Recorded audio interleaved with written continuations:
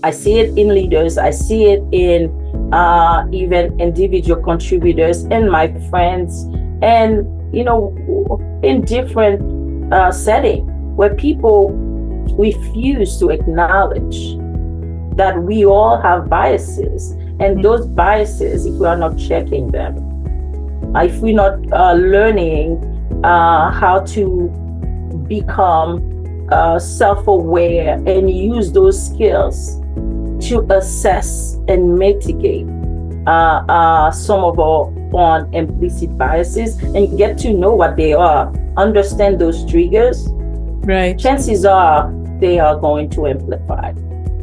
All of us hold biases. Right. Now, what we do with it is where we need to come together, right, to reduce and remove some of those that could potentially be harmful.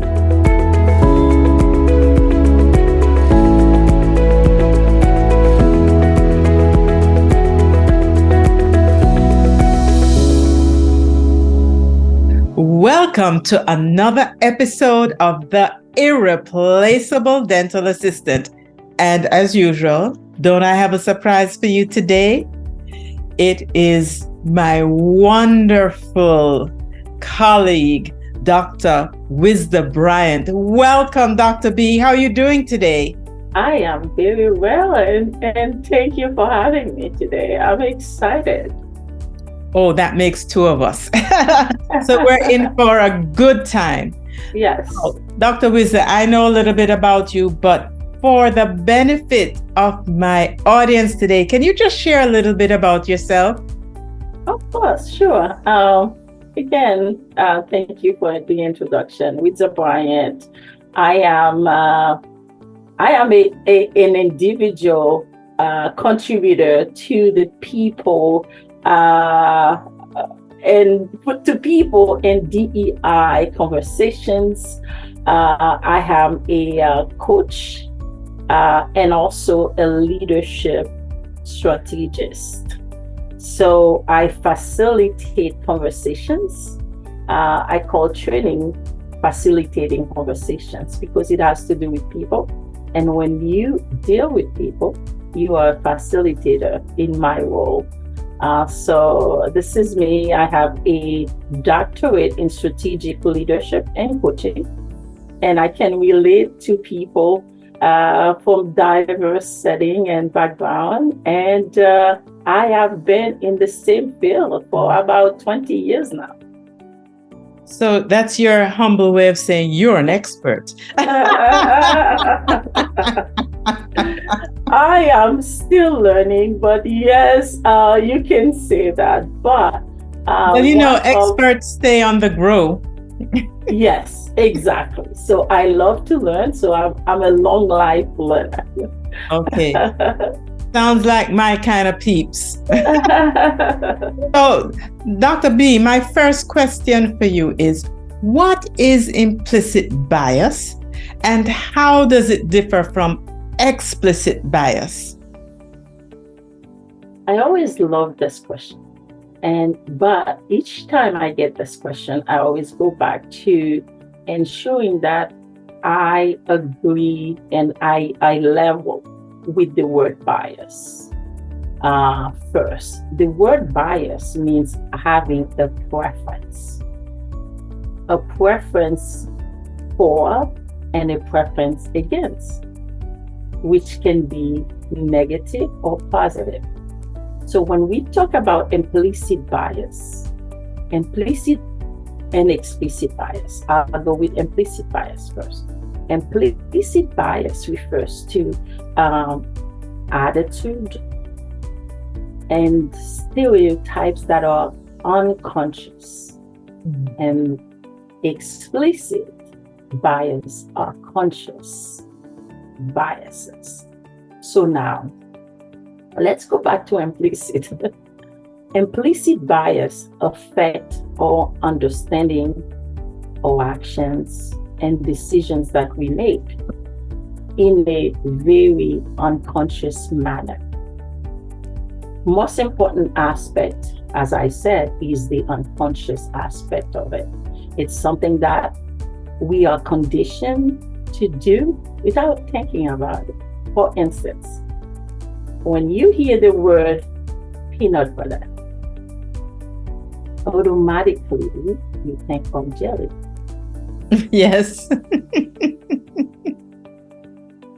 Despite jelly being completely independent of one another, okay? However, not all association is as harmless as peanut butter and jelly. Mm-hmm. We all have association like this. However, the idea is to know that they are unconscious. Mm-hmm. Explicit bias, on the other hand, are things that are you conscious about.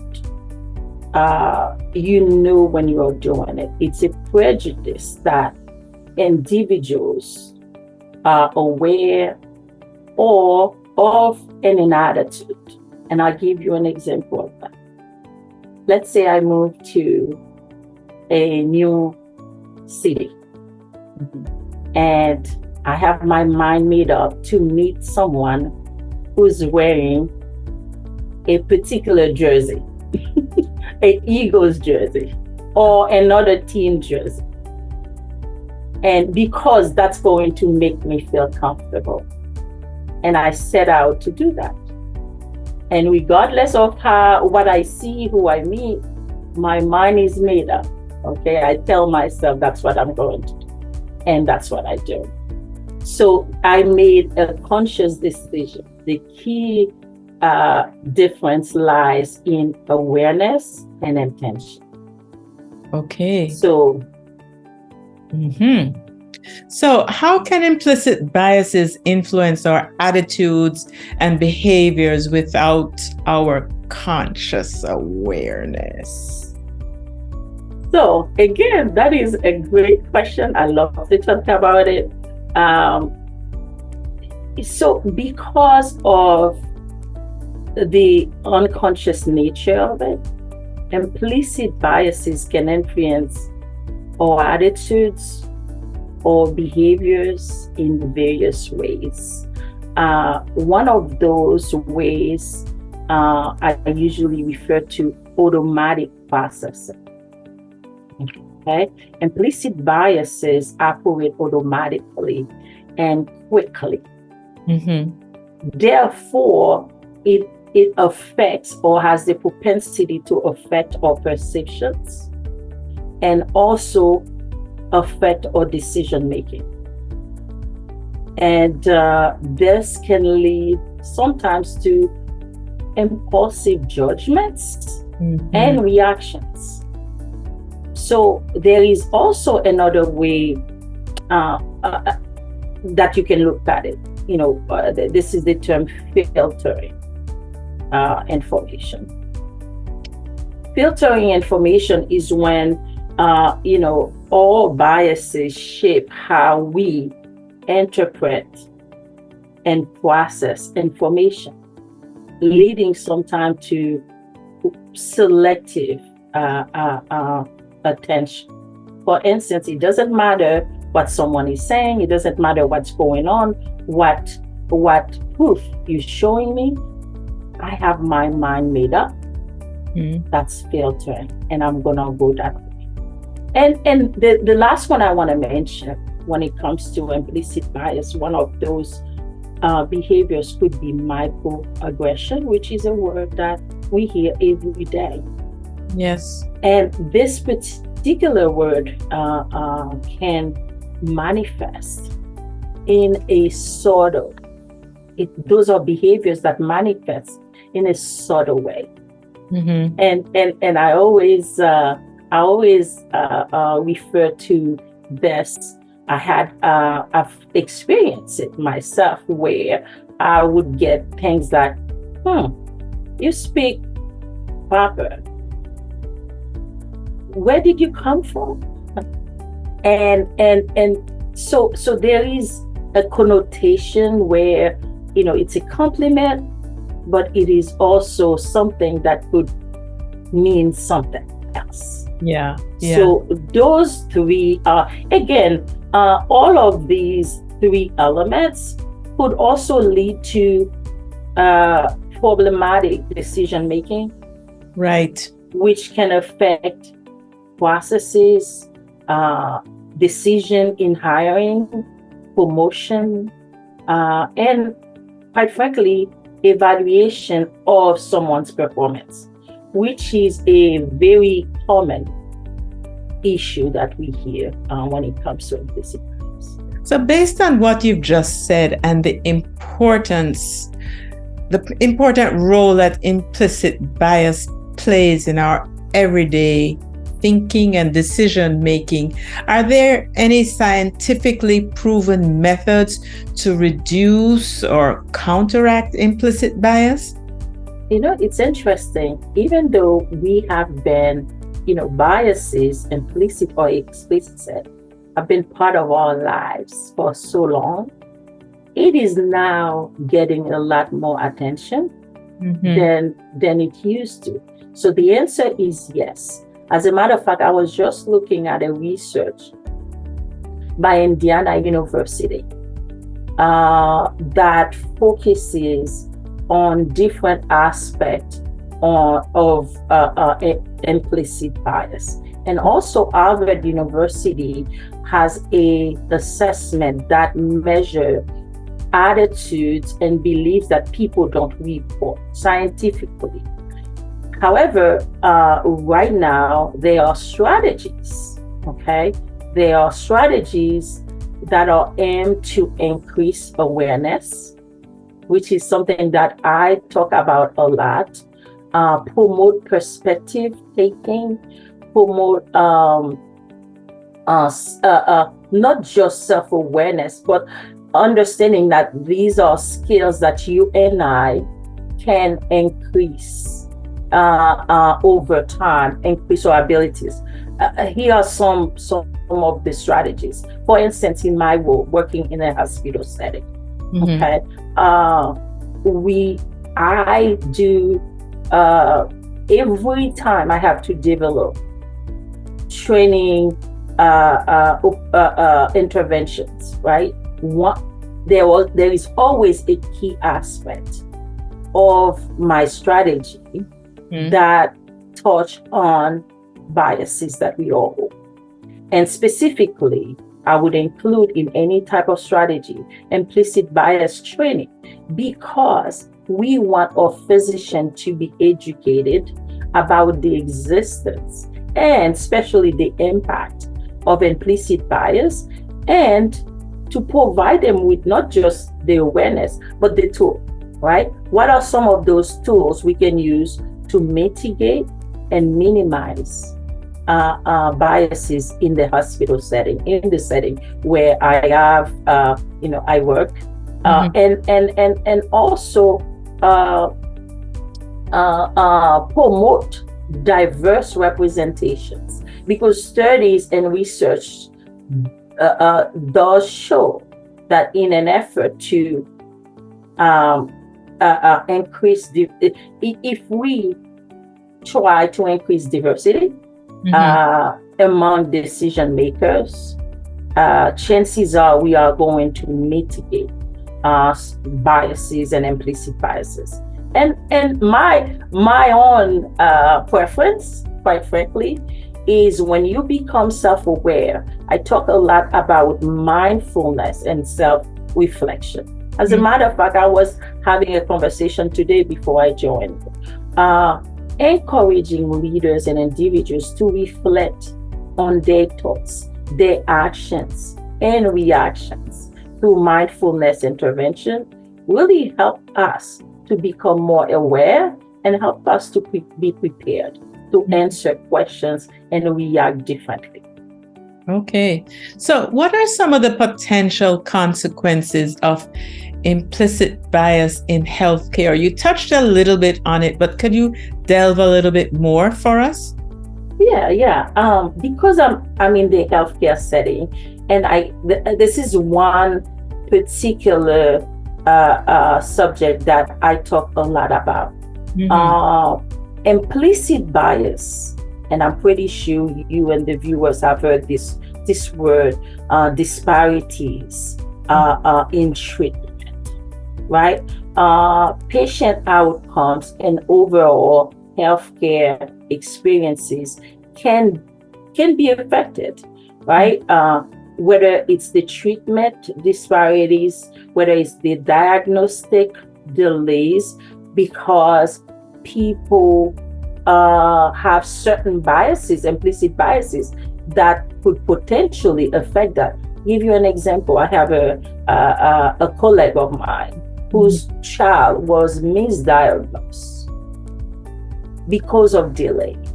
And consequently, when this child was finally diagnosed, it was the diagnosis went from stage 1 to 2 because of delay. And then we have also what we call, it could affect communication barriers, right, between healthcare providers and patients. That is a huge one, because providers may unconsciously exhibit less empathy and less effective communication because of certain demographic groups that they interact with, right? And another example that I hear all the time in my setting is trust issues that lead to lack of compliance. Yes. Okay.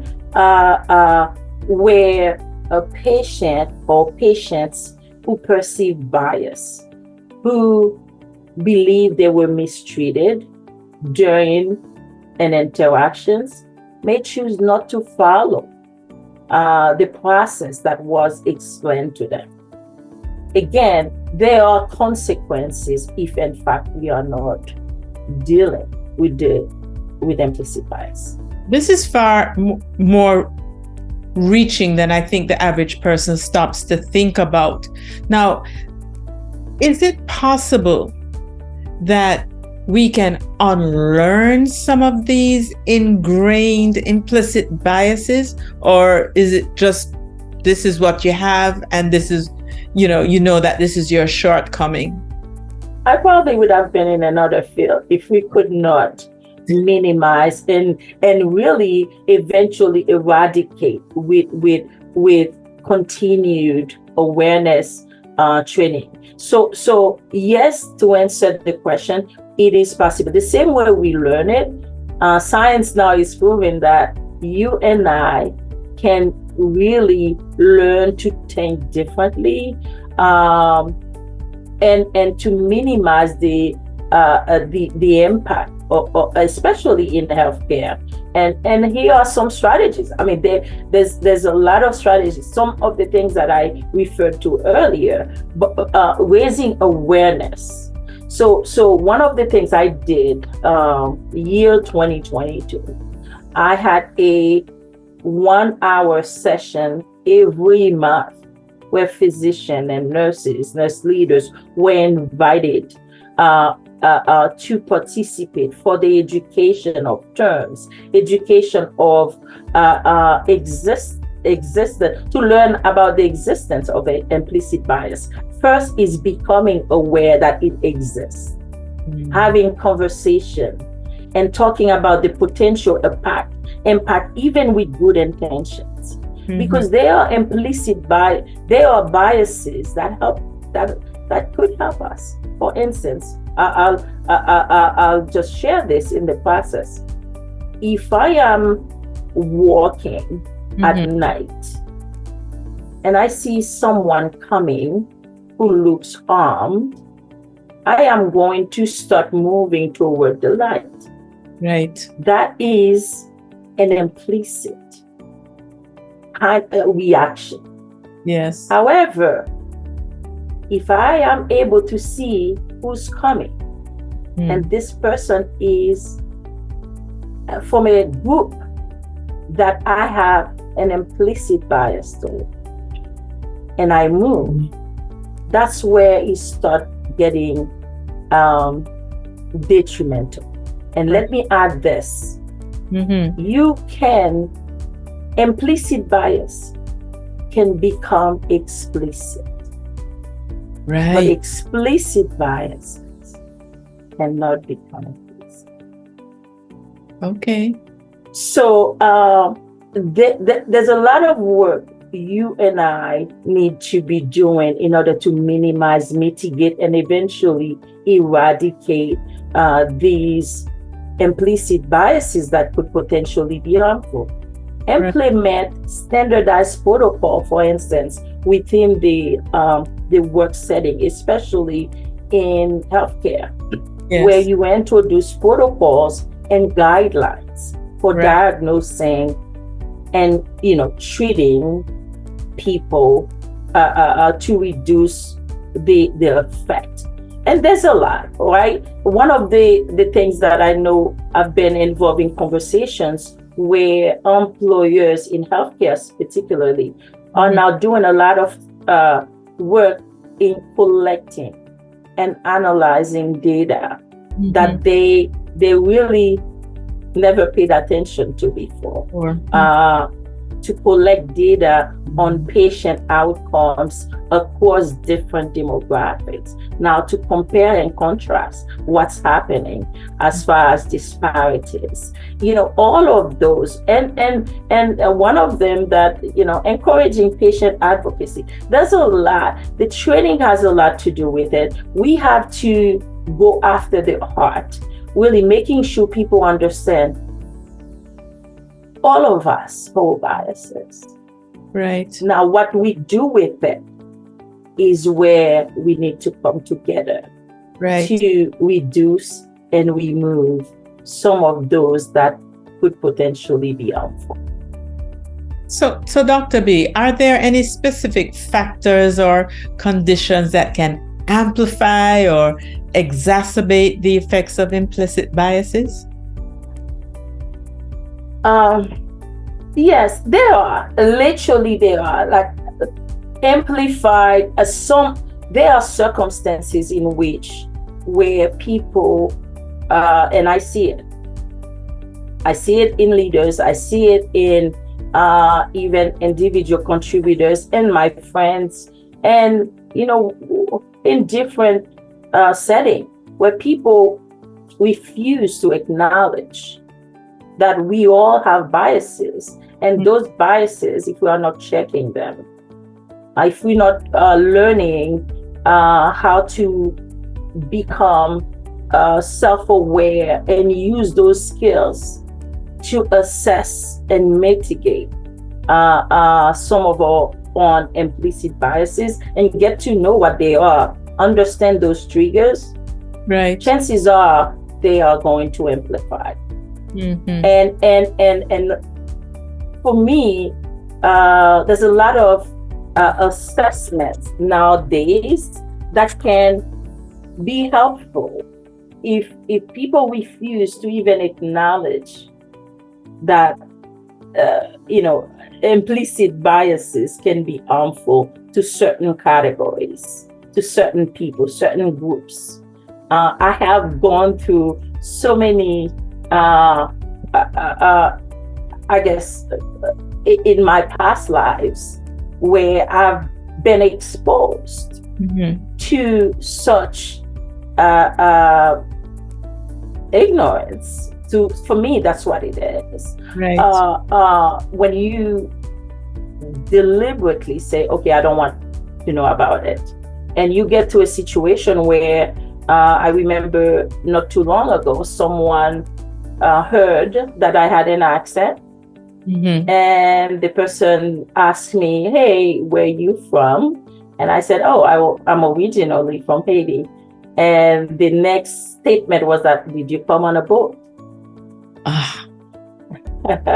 So that is an association, implicit association that can be detrimental. Yes. And I use the statement to educate this person. Yes. Right? Clearly, who had no idea. The person was just reacting. So yes, when you when you don't embrace the idea that maybe some of your beliefs, maybe some of your reactions could be perceived as such, yes, it could escalate. Well, what you've really just highlighted is there's definitely a relationship between implicit bias and stereotyping. Yes, exactly. Exactly. It is because definitely implicit bias is unconscious, but stereotyping is when you really start seeing me, but you're not really seeing me, you're seeing the boat. Yes. As an example. And I have another example of stereotyping. My husband is someone who's really spent a career lifting weight. Mm-hmm. And he injured his shoulder at one point and went to the doctors. And the doctor refused to prescribe what he thought my husband, he knew should have been prescribed, and basically wanted to run a test on something a syphilis test. And quite frankly, it was interesting because that again was a stereotype. Yes, indeed. And my husband argued that, and eventually was prescribed the right prescription, and it felt better immediately. So yes, there is a fine line between stereotype and, of course, implicit bias as well. Yes. Well, we are primarily in dental offices. Is there one thing that you wish all dental offices knew about implicit bias? So, I am going to go ahead and say, yes, the dental offices are not exempt. And the one thing that I wish we all knew and did better around is awareness. Start talking about this from school. Really, talking about the severity of what could happen when we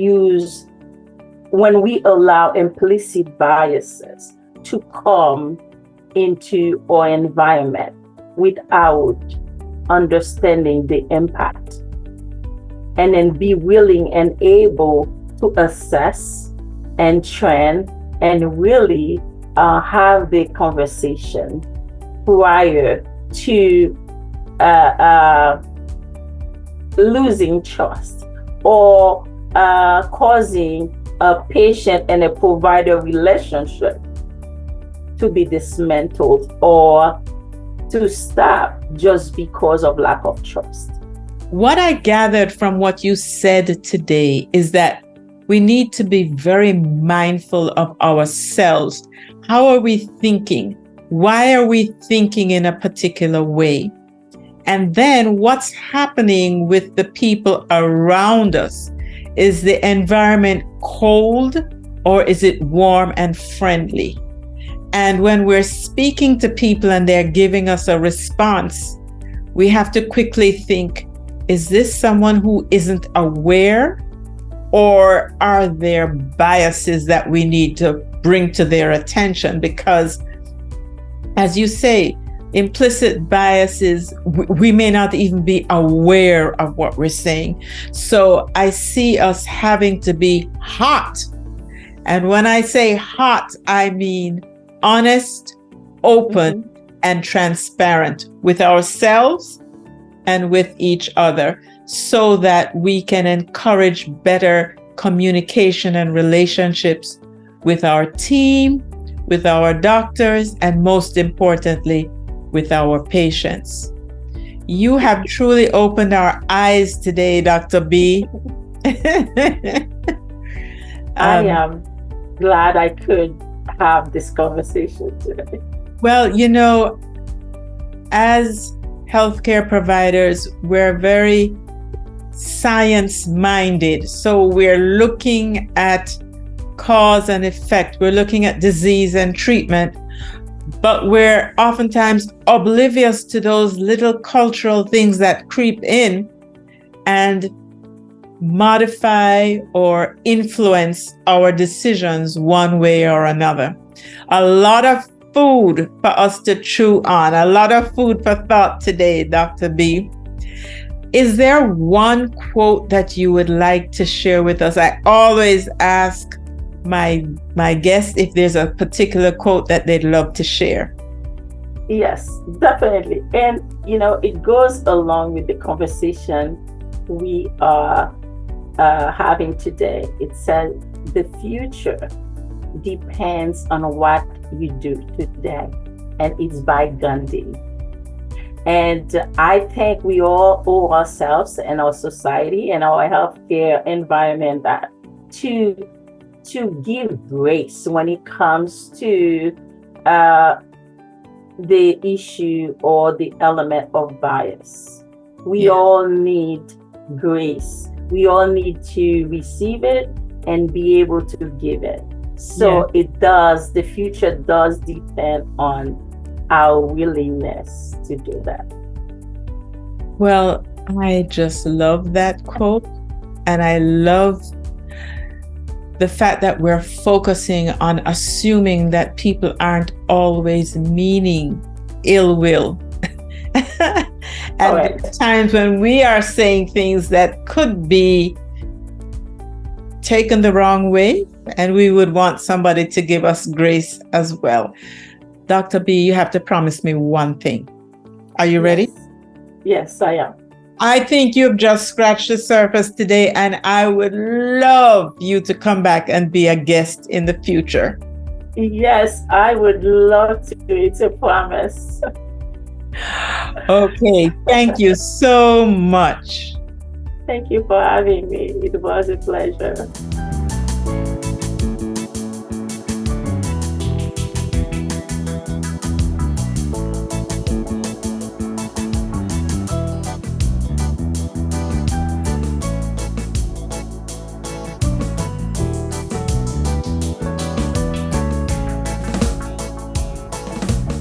Wow, so much going on with this topic, implicit bias. We have to remember that implicit bias, it's an attitude and it affects our stereotypes or helps to create stereotypes that are not even conscious. We're not even aware. And it's something that we're conditioned to do without thinking about it. Explicit bias, on the other hand, is a prejudice that you are fully aware of. And the key difference between the two is awareness. So implicit bias can result in impulsive judgments and reactions, often responsible for microaggression and problematic decision making. There are strategies we can use to decrease implicit bias, such as implicit bias training. Tools used to mitigate and minimize implicit bias include self-awareness and mindfulness. With continued awareness training, we can learn to think differently and minimize the impact of implicit bias. Now, mindfulness is key, and we must always be ready to give each other grace, because sometimes we're not even aware that our implicit biases are coloring our lens, and we may inadvertently be underserving because treatment delays, treatment disparities, and our patients' lack of trust in us may lead to lack of compliance. So understanding that implicit bias not only affects how we see each other, but also the quality of care that we provide to our patients. So much in this conversation. I know I'm going to have to listen to it again, because life is so much better when we live, learn, and grow together. If you haven't yet, please subscribe to any one of the platforms or go to the trainyourdentalassistant.com website or dentalassistingmadeeasy.com website and listen to other episodes.